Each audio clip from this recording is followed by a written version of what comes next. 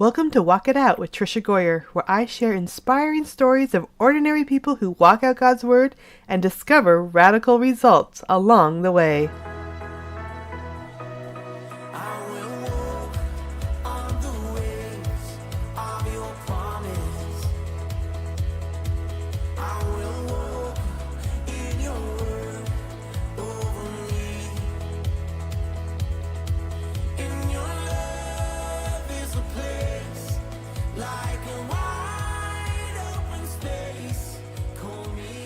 Hey friends, welcome to episode 47 of Walk It Out, and I am so excited to be back. Now, you may have wondered, where is Walk It Out? Trisha is taking a long break. I honestly didn't mean to take this long of a break. I was just going to take a break over Christmas, but then a couple things came up. First of all, my daughter in the Czech Republic had a baby. Now, we knew she was going to have a baby, but the baby came 3 weeks early. And so I hadn't planned to go until the middle of January. So for 4 weeks, I had Skyped with my daughter, talked with my daughter on the phone multiple times a day to catch up with that baby. So that consumed a lot of my time. And then I went to the Czech Republic in January, and John and I were able to go for 10 days, which was such amazing to spend time with my daughter Leslie and my son in law Hansa and new baby Amelia, who is just so sweet, our little Czech American baby. We loved spending time with her. Then I arrived home, and on the flight home, I'm thinking about getting the podcast going, and then I got sick. I was in bed for 5 days. It's weeks and weeks and weeks later, I'm finally just over the cough. So that has taken a lot of time. And then something else exciting happened in the middle of that. I wrote a book. So in the last 2 months, I've written a book.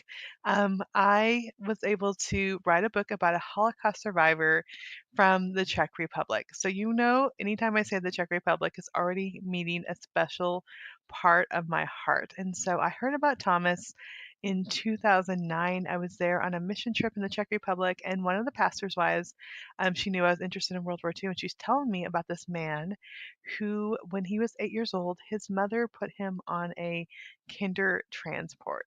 Now, if this sounds familiar, if you've listened to all of my episodes, I've actually interviewed Thomas.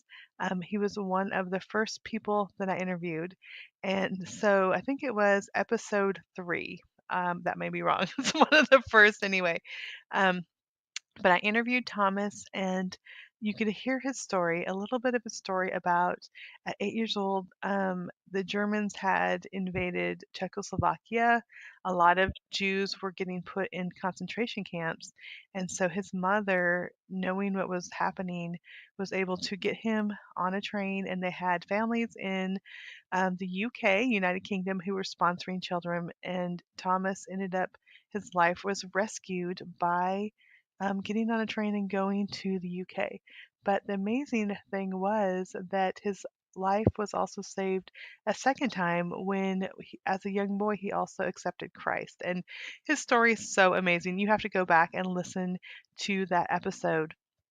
But the wonderful thing is that I was able to write a book, and Thomas is 89 years old. He just turned 89.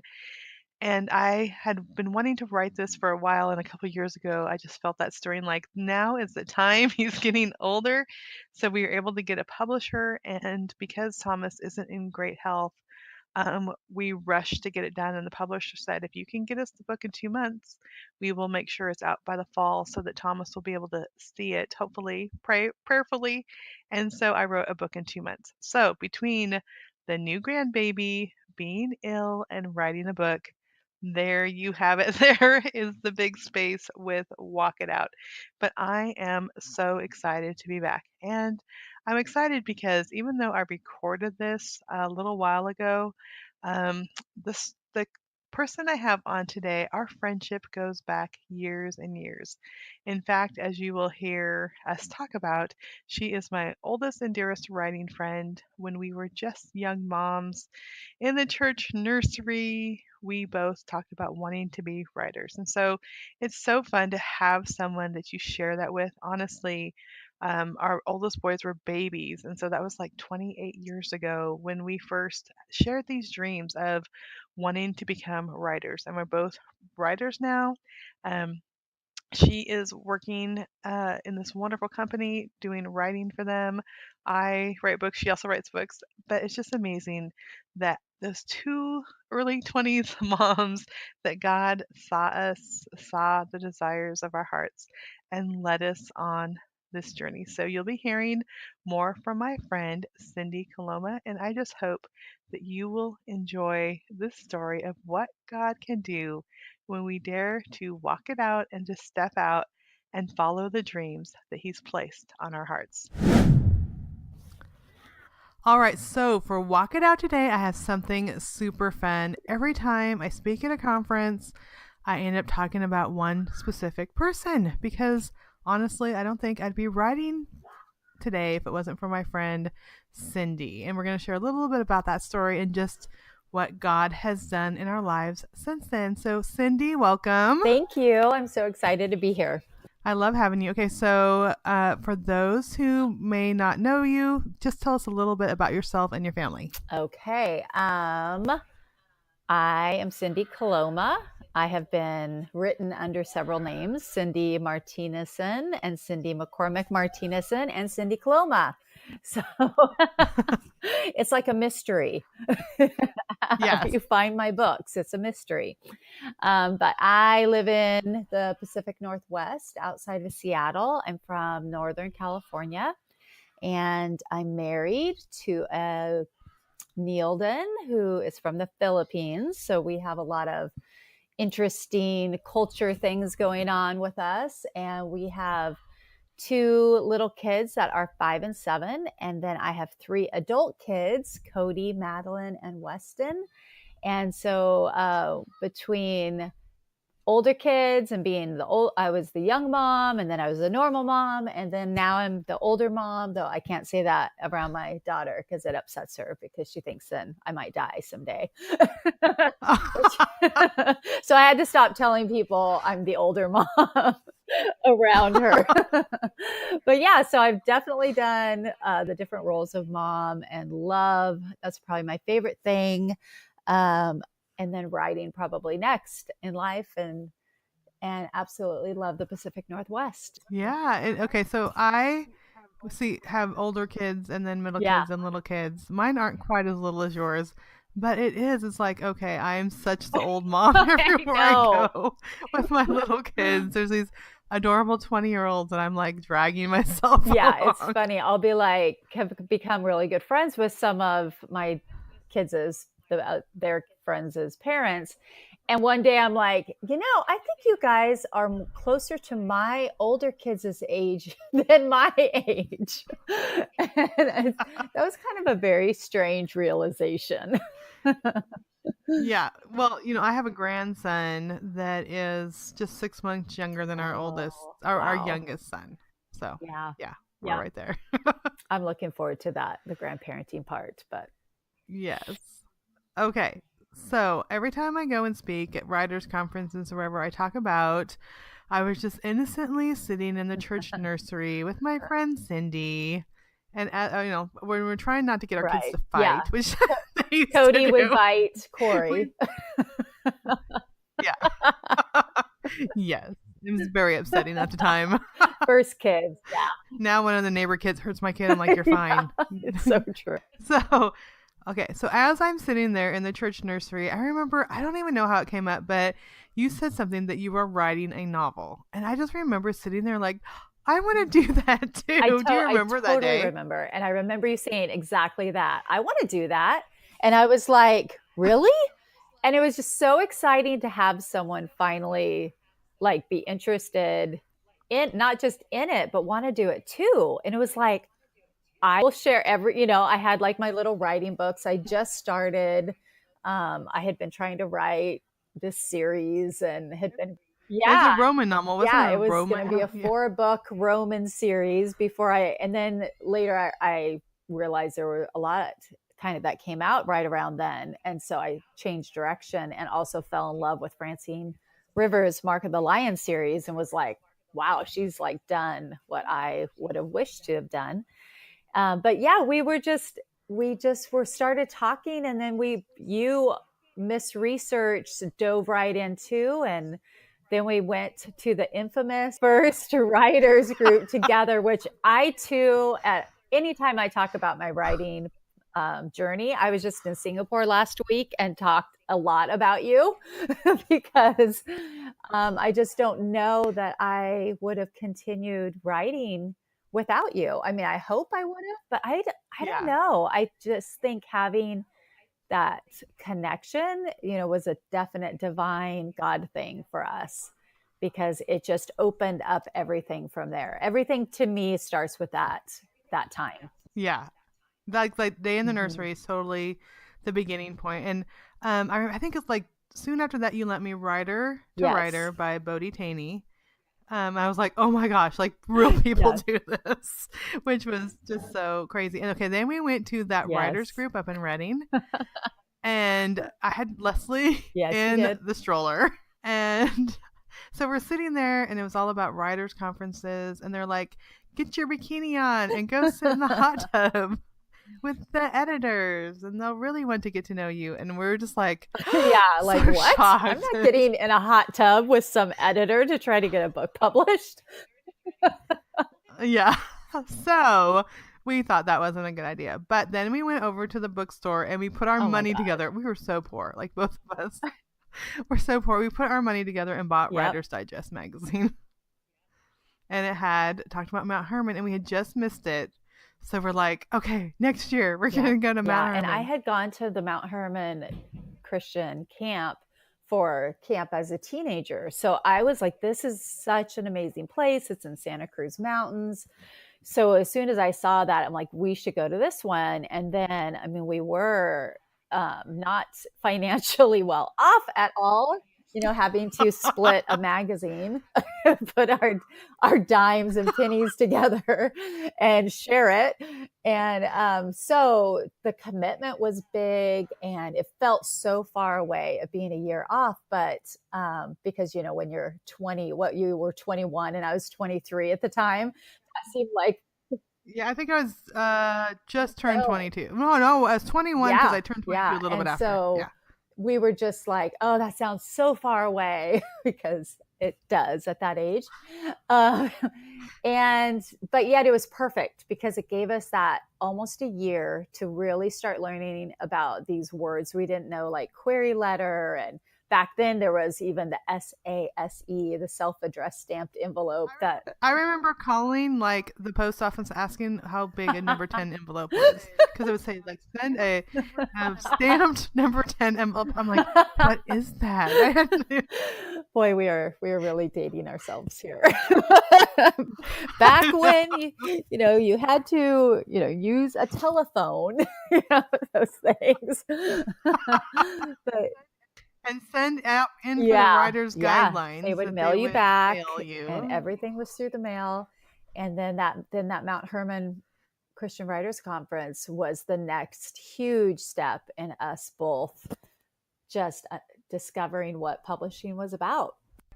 And we just thought we were going to go and like all these people would want to Yeah, we publish would us have like right discussions. away. Okay, what happens if more than one publisher wants to publish us? How do we pick? Oh, the things Yes. we were Oh, worried before about the back then. hundreds of rejection letters. I know. But I mean, I just think being there We though, did. first of all, we had each other, Yeah. which was so awesome. And then there was so many amazing people. Like no one ever like looked at us crazy that we wanted to write. Like everyone was so encouraging. And Steve Lobby, we still every time I see him, he's like, I remember you and Cindy. And she took off her shoes and put her feet up and she had a I hole in know. her I sock. am Like, forever remembered by that hole in my sock. It was so embarrassing, and now it's so funny. yeah. But it's like, but these people, they're like most, I would say most of the people we met Yeah. there are in the industry still. And they, they saw us when we were just Yeah. like early 20s, wanting to be writers. And so it's cool now to see the journey. And then we went back the next year. And I think the next year is really where we connected and we Right. started One Yeah. Heart with all the people. And there's Right. 15 of us, Yeah. I And think. we prayed. as a Yeah. prayer And group, so, prayer writers group. And we had met Robin Jones Gunn the year before, which I think that was really instrumental mhm, for both of us as her kind of being a mentor and yeah. guide. And she led us to Janet Kabobel Grant, our agent. But One Heart, yeah, became such a core of a group of women to pray together. And you were our captain, keeping our little email. It was back, it was an email Okay. digest. And I still have them. I still have them Wow. all saved on my computer. So what they did is everyone, there's 15 of us. They're all from Mount Hermon. Everyone wanted to be writers, and some were published at the time. I know Robin was, and Janet McHenry was. I Maybe don't know who else. Judy Maybe that was Judy it. Morrow. I think she had Was she one book, published at the her time? one book out. I think.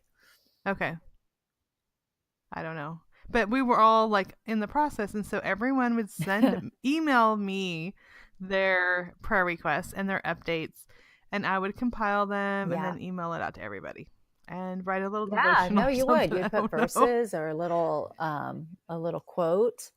And then we even had a couple reunions too, which were amazing. Yeah, which Anne Yeah. Anne was from the Netherlands, is still from the Netherlands, and we got to meet her. And yeah, it's just, I would say, like, first of all, I would say, when you want to start writing, just connect with one person that can support you, but then also when you get into it Mhm. more, just connect with that group of people. Because we were just praying for each other and helping each other and supporting each other and encouraging each other. And I mean, and Yeah. people went through Oh, hard stuff.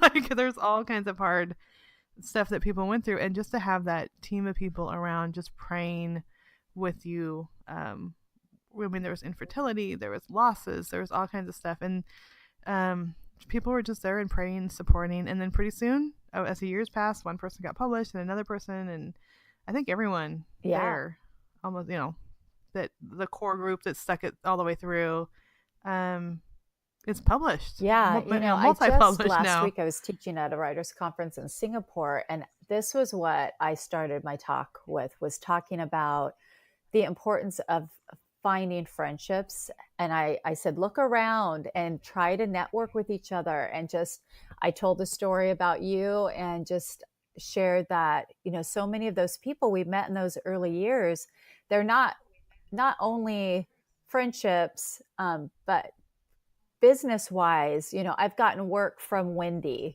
She's an editor, so she has gotten me work, or Mm-hmm. I've hired other people, that I met at Mount Hermon, or, I've passed on projects but recommended somebody.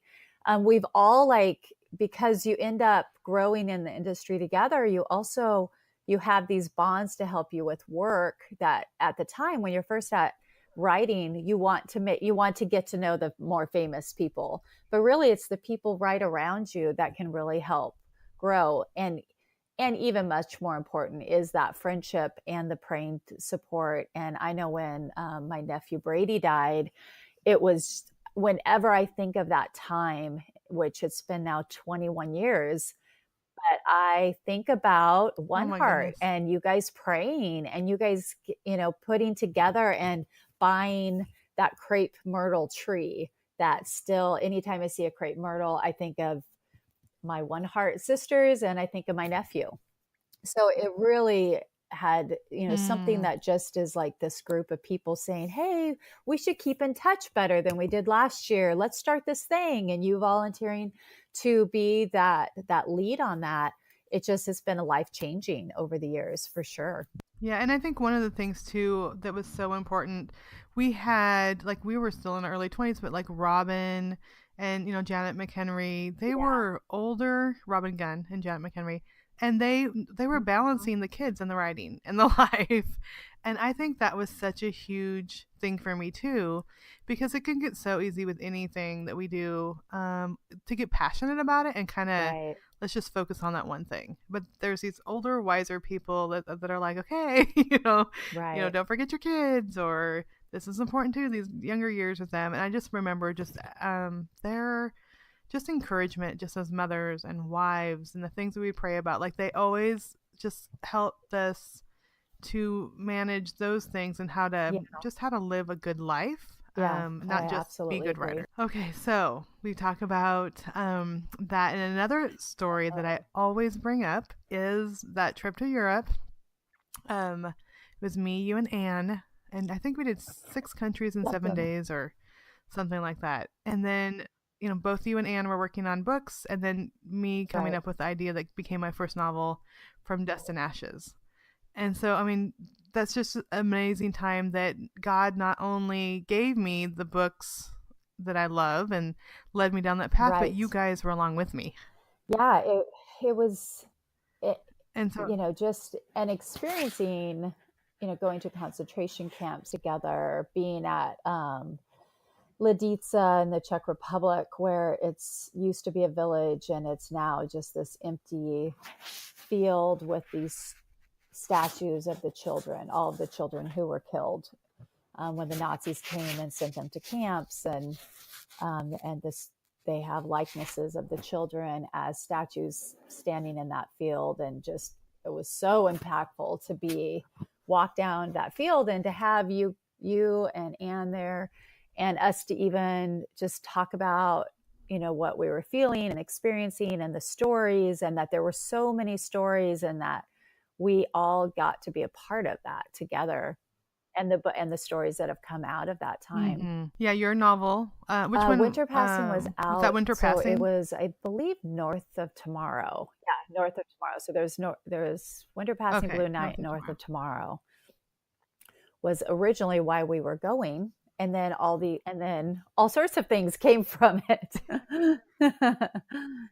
Yeah. And that's when we went to Mauthausen because you were going to meet someone at Mauthausen. And then, I mean, you ended up not using that in Yeah, your book, and yeah, I ended up using it in my yeah. first You were novel, like, "Are From you going Dust to and use that Ashes. story?" And I'm like, "I'm not." And you're like, "Well, I will." And it was perfect because it did not resonate with Yes. me to be the one to tell it. And I think you have to really listen to that. And it was an awesome story, but it didn't hit home to that I should write it. But it did with you. Yeah.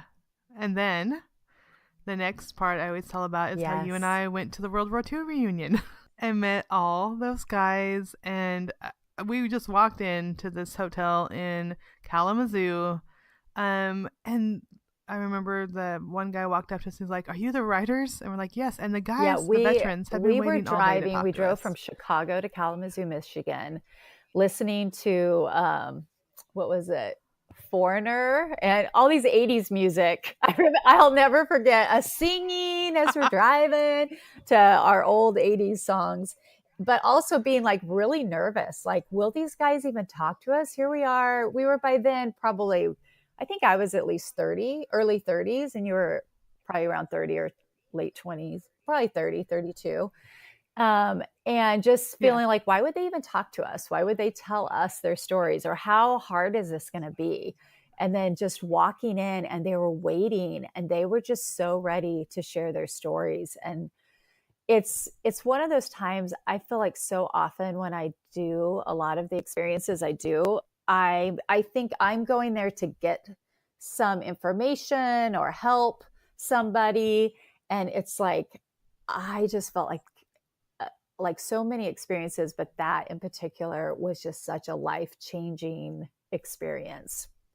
Having just these men who have been through a war and so often never even talked about what happened, but until later, so much later. And then some of them had never really talked about it till that we were there with them, and just how they would cry and Yeah. just, I mean, that one guy who just sobbed and sobbed and sobbed, trying to tell what it was like Yeah. to lose friends in battle, and especially to go liberate a camp, a concentration camp, and see what they'd been fighting for, see what have these,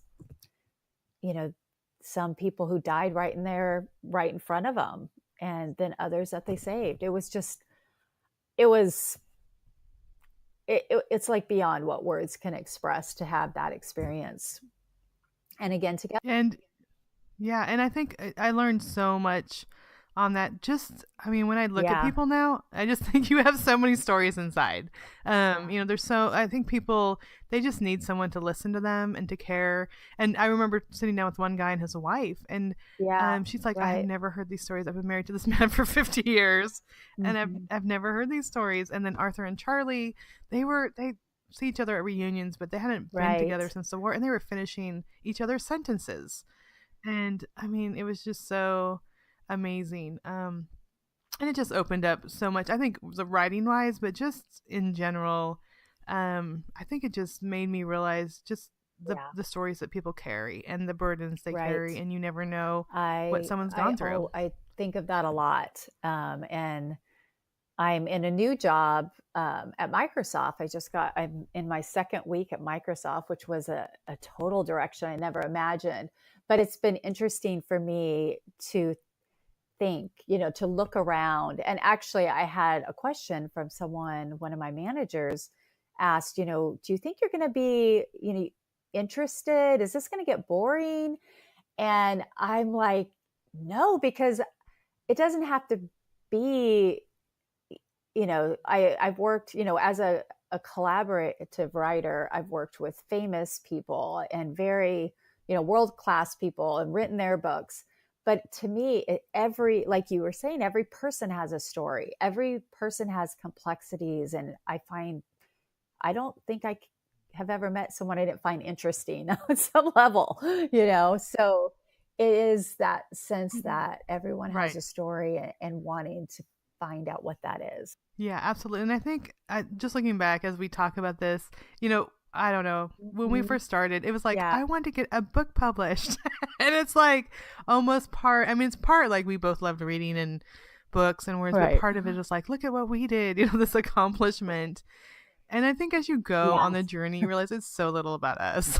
Like we're just what God needs to use. I mean, my newest book, Calming Angry Kids, who knew thought I'd be like writing a book about anger? And then, like you mentioned, you've worked with so many famous people writing in their stories, and we each do like Right. our kind of our joy books, our novels, and that sort of thing. But it's not just about the name on the cover, but it is like these journeys that God Yeah. takes us on. And then pretty soon we look around like, how did we get here? It's so far beyond like what you and I are doing now. Like no one, we never would have guessed that where we'd be or I how God totally would have agree. used And us on this journey. it's interesting. I actually, when I got this job at Microsoft, I looked back and I started seeing the threads of how I got to this spot, which, again, it's just one little spot. You don't know, in 10 years, I'll be like, I wouldn't be here without da da da da da. But it actually went back to you. And uh, because I got this job I heard about this job from a connection of a woman who works at Microsoft and we're on the same team now.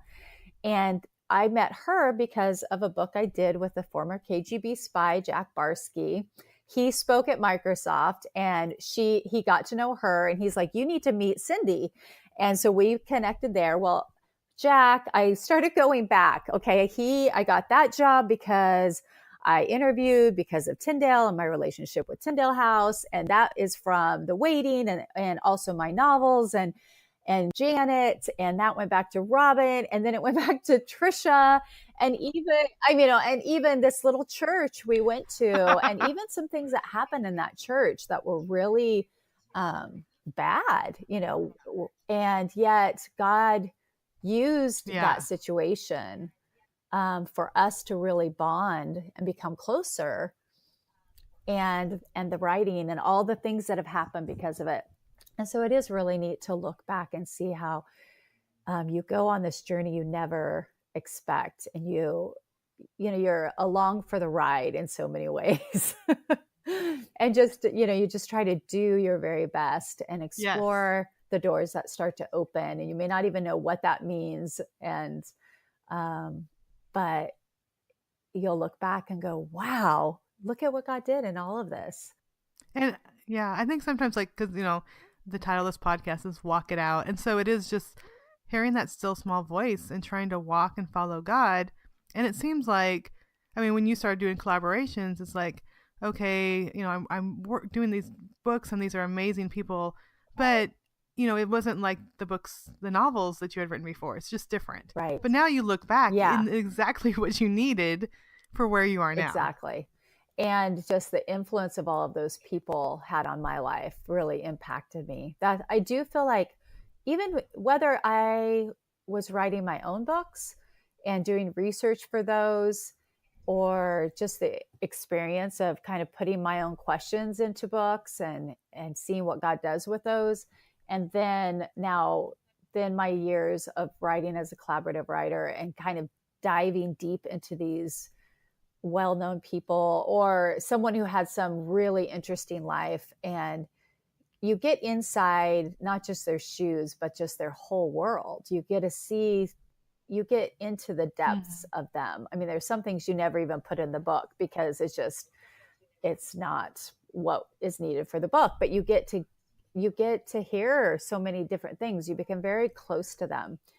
And I just feel like it's so important for you to allow yourself to be open to learn and experience and grow through all of those, whether it's whatever you're writing or whatever you're experiencing. I feel like I always get so much more than I end up giving through the story. And that if I can't have that impact, how do I expect to have any impact outside of myself? Okay, so I know that a lot of people who are listening, they may not want to be writers, but that people have dreams. I think that God puts on their hearts, and sometimes it's like really scary to kind of step out. And looking back, I mean, we were pretty crazy and brave at the same time because Yeah. from going to the writers' conferences to going around Europe to Yes. going to the World War II reunions, Yeah. I mean, every single step is like we were not prepared for it at all. No, it was very uncomfortable. Yeah. But we were young, and I think the first stages we were just so young. We were kind of dumb. It's like, why not? Why couldn't we?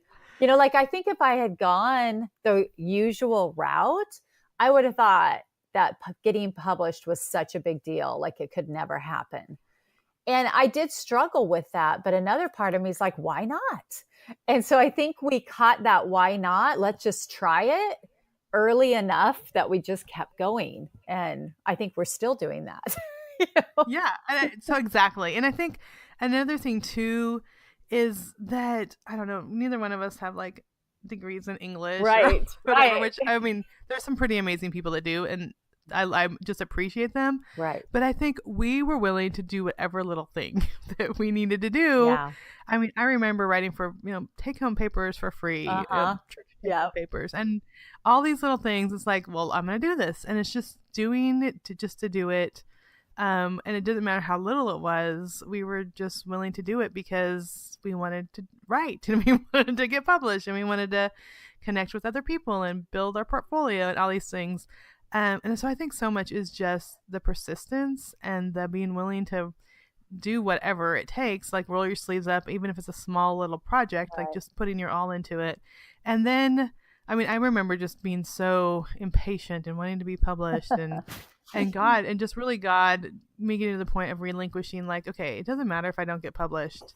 Like, I'm just going to do this for you, whatever doors you open. Exactly. I remember having I would pray, God, is this just a total waste of time? And especially going to Mount Hermon, where you're paying a lot of money and dedicating a lot of time. When we had little kids, so we had to leave at home, and I just didn't want to be going on the wrong path. But then every time I would get some rejection letters, I'm like, okay, maybe I'm not supposed to do this. And then there'd be like I felt like God put little carrots just for me to follow and go to that next, okay, follow that, or breadcrumbs, leading the way to keep going. And we would just do anything. I remember my first sidebar got published. I was so proud. A sidebar. And I cut it out, and it was my first little clip, compared to all these rejection letters. And I kept all of my rejection letters because I wanted not to be depressed, but to say, when I did get a book published or even a sidebar, it was like, okay, I'm making a stack on this side compared to the other side, and just to keep on going. Yeah, I love that so much. And I think, looking back now, even, I wanted to be a novelist and then Mm, end up writing nonfiction and helping start a crisis pregnancy center, and right. then writing books for teens, like all this writing a novelization, writing Amish novels. I mean, just the path is so crazy. Like people are like, what do you write? And I'm like, because it's so hard to explain because I've written every genre, it Yes. seems like. But now that I'm starting like the subscription group and wanting to help people, it's like, oh, what do you need help with? Oh yeah, I wrote one of those. Right. Like I did that. Like I can help you with that. I can give you tips on that. I think so many times we can look ahead and say, okay, this is the path and I'm going to follow it.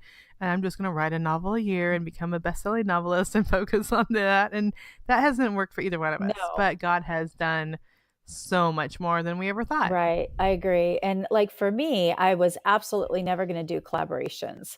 I wanted to write my own novel, and exactly like you said, one a year, and them to be hugely successful.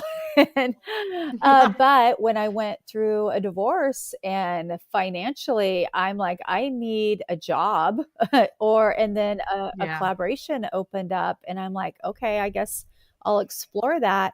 And a lot of times, sometimes didn't even want to do it, and then it was so good for me. It taught me so much. It really built my versatility as a writer. I had to, work in different ways that were uncomfortable, collaborate. And actually, the one of the main reasons I got this job at Microsoft was because of all my experience with executive type people or world class people, and being able to work with them and being able to be flexible and being able to figure things out when you have no path. You've got to figure it out on your own. And so, like you were saying, you didn't have the things I didn't have planned, didn't work, and yet they worked way better. Right. So, what advice would you have for someone who, I think we started this and then we got off, that wants to follow a dream, and they're unsure if they should pursue it? If they're unsure, that's that. I would say to look back. I always say look back to childhood and what your childhood dreams were. And sometimes that can be different for different people, especially if there was like maybe trauma in their childhood, or which sometimes that actually defined it. I know a judge who as a child, um, he found a lot of comfort, in thinking of what he would do, later. But I remember wanting to be a writer but then I wanted to be a lot of things. And then later seeing Mm-hmm. that as a writer, I get to be a lot of things. I get to explore all sorts of different lives within the different characters. But I would say, does it keep coming back to you? Does it resonate with you when you hear that? Let's say it's a business to open a bakery. If you're watching a movie and something comes up about a bakery, does that excitement bubble up within you? And to then at some point, for me, it was really important for me to accept the call of a writer, to stop wavering back and forth, and say, okay, I've done enough of that. I don't know for sure if this is supposed to be what I'm going to do, but I'm going to commit to it. And I'm going to commit in this place. And that was again at Mount Hermon. And Al Jansen talked about Mm-hmm. the call of the writer, and he shared that. And it just impacted me in such a way of, okay, it's not about whether I get something published or a rejection letter. I'm committing to this. And so from there, knowing that that was the direction I was going, then I could start really trying to grow as a writer.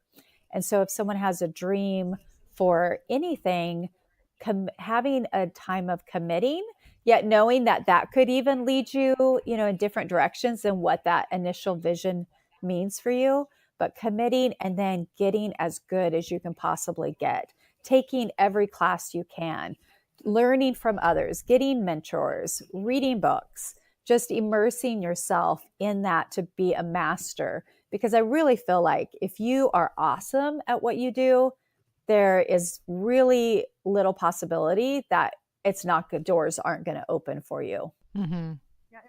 Yeah, I mean, even right now, I'm sitting at my desk in my office. It's also my bedroom, and I have a floor to ceiling not all this, so a big bookcase filled with Writer's Digest books. Like it's still like Yeah, how to write this, how to write that, and I still me have them. too. And I'm probably like, I mean, there's some I still will open and look through. I probably haven't read through a lot of them lately, but it was those times of getting those books and reading and learning how to write dialogue Right, and how to write setting and how to interview and do all these things. And anything that you put the time and the attention and the focus on, you can learn right, to do. Like if all of a sudden we wanted to start taking art classes, I mean, it might take us 20 years, right, but we could get there.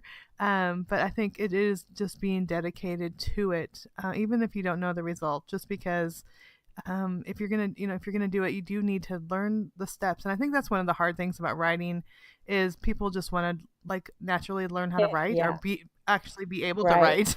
Yeah, it is a craft for And, sure. And it is a lifelong learning process. And I think that it's two things popped in my mind when you were just saying that. And one is that a lot of times we feel like you have to have talent.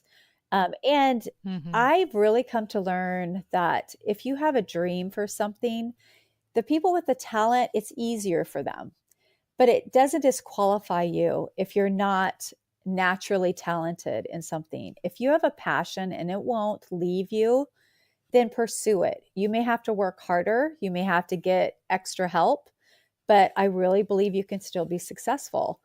And then the other was just how you were saying about the writing books. And last week, being in Singapore at this great conference at Lit World, everyone should look up litworld.org, and fantastic conference, international conference. And I was the fiction coordinator. And so I sat in on the other teachers who taught the fiction classes. And then I did my own. And was in with Davis Bunn and Jeanette Wendell. And Jeanette said to me, she's like, well, I'm sorry you have to sit through my class. This is all old hat for you. And I told her, I'm like, no, it's never too late. You've never gone so far that you can't gain something, and especially from another right. writer. So some of the things she shared, I'm like, wow, that's a great idea. Or, oh, I haven't thought about that in a long time, um, or in that way. And so you just should always keep learning too. And I think the last thing too is just to always remember it's not about you. It's to remember Mm-hmm, why you're doing it beyond yourself, not just it's my passion, but your passion is always to be shared with someone else. And that it's not complete until it's shared. And that goes for really anything, a business, or if you're an artist of any kind. I remember even thinking about a contractor who builds a house, and that if he builds a house and it's a beautiful, amazing house, but nobody ever moves in and lives in it and enjoys it, it's like there's something incomplete. So it's not just about what you want to do or what your dream is, but to keep in mind the other side. And for us, it's always who is our target audience. And for a business, who is my consumer? But to keep that in mind and have a heart for those people. And for us as Christians, to pray for them. I've prayed for my readers for years, and sometimes I've kind of forgotten that for a while and gone off track, but then come back to it and thought, this is so much more than me. This is for somebody else. mm-hmm. And I think it's hard sometimes because we are just kind of by ourselves at our Yeah. computer and working on our manuscripts, that there's readers. And it was so fun because I was at Focus on the Family on Monday recording there, and I saw Ross Gunn, so our Oh, friend Robin's great. son who Oh, I works didn't know that. there. And while we were there, he's like, you got to meet someone. Her name's Sarah, and I work with her. So he goes and gets this most adorable, like 20-something-year-old young woman named Sarah. And she's like, oh my goodness, your book that you wrote with Robin, Praying for Your Future Husband. I've read it 8 times. Oh, I prayed for my husband. She oh had my it there with gosh. her at the office. She opened it up. There's a picture of her husband. Like, this is a picture of when Oh, we first wow. met. And I tucked it in this book.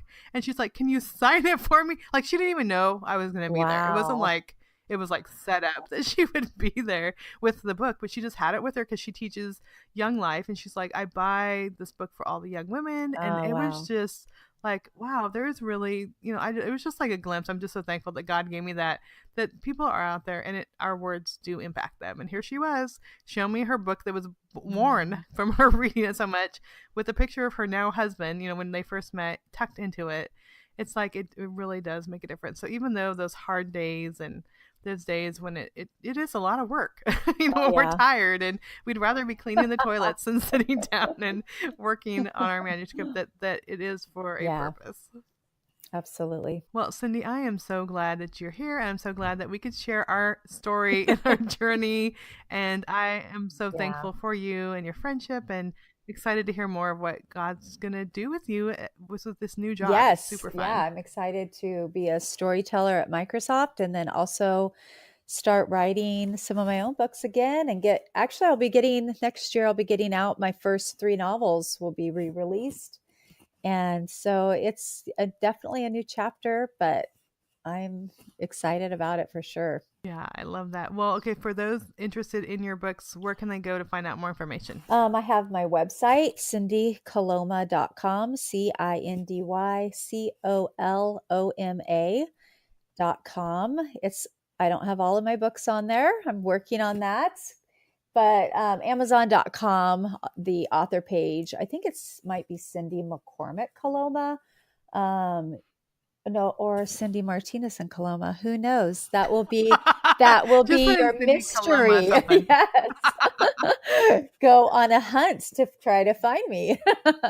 but but yeah, that they all of my books are on Amazon. And then I am hoping early next year will be the relaunch and almost where it'll be close to the 20-year anniversary of Winter Passing. It'll be the 20-year anniversary Wow. of writing it. And then then we'll be relaunching it, and so super excited about that. That makes us sound a little old.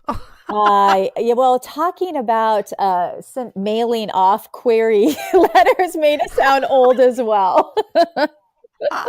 We can just say we're seasoned We're on this seasoned. journey. We're mature. Yeah. Well, thank you, Cindy, so much for being I here. loved it, and I love you. Love you. Well, friend, what did you think of that? I'm so thankful to have a friend that I can just share so much with. And I just love how that even then God saw us as those young moms and knew the stories that He had for us. And I'm thankful for friendship. I'm thankful for the dreams of our hearts. So I want you to know that God has good dreams for your heart too. And He has good plans for you. So don't feel like your dreams are too big for God. Don't feel, I mean, if the dreams are there, He has placed them there for a reason. And just know that God will give you the wisdom you need to discover those dreams. So today's Walk It Out verse is Proverbs 8:10-11. Choose my instruction instead of silver, knowledge rather than choice gold, for wisdom is more precious than rubies, and nothing you desire can compare with her. So maybe today, friend, you are wondering, what does God have for me? How do I know his dreams that he's placed? Ask for wisdom. I remember just so many times asking God for wisdom to know who he created me to be, and then also praying and ask God to bring someone alongside who can walk the journey with you. So I'm going to say a quick prayer for you, dear God. I just pray for the listener out there that maybe doesn't know about the dreams that you place on her heart, or maybe she feels alone or he feels alone on the journey. I pray, first of all, for wisdom, that you will just even stir those early beginnings in the listener's heart, Lord, to help the listener know, help her know, help him know that you have good plans and to be willing to take those steps. And then also, I pray for a companion to come alongside to believe in those dreams and to just be there to walk the journey together. And I pray for years now that they'll be able to look back and see all that you have done. And I thank you for that, God. Well, friend, I am so thankful that you're here. Thank you for tuning in to Walk It Out, and we're going to be back on regularly. So be listening for that. Also, I checked, and Thomas Graumann, who I mentioned at the beginning of this podcast, is actually episode 8. So I said 3, he's actually episode 8. So be sure to go check that out and you'll be able to see what I've been up to. And I'm excited to be able to share his story in the written form. So please continue to pray for us as I work on the edits and as we continue to work with the editor on that book. And friends, I just encourage you to share these podcasts with a friend. If you know someone out there that just needs that encouragement, um, feel free to tell them to check it out and to listen in to Walk It Out. Also, I want you to know that this episode and every episode is sponsored by my publisher, David C. Cook. David C. Cook is a wonderful publisher, and all their proceeds go to support missions around the world. They give curriculum, books, materials to missions in over 100 countries. And I love being part of a publisher that does that. It's not just about the money, which we all need money to keep going. Businesses need money, but it's also about the ministry out there. So thank you so much to David C. Cook, and thank you so much, friend, for listening in. Found my life in mercy deep. I found your kingdom on my knees. I found salvation wild and free when I found you.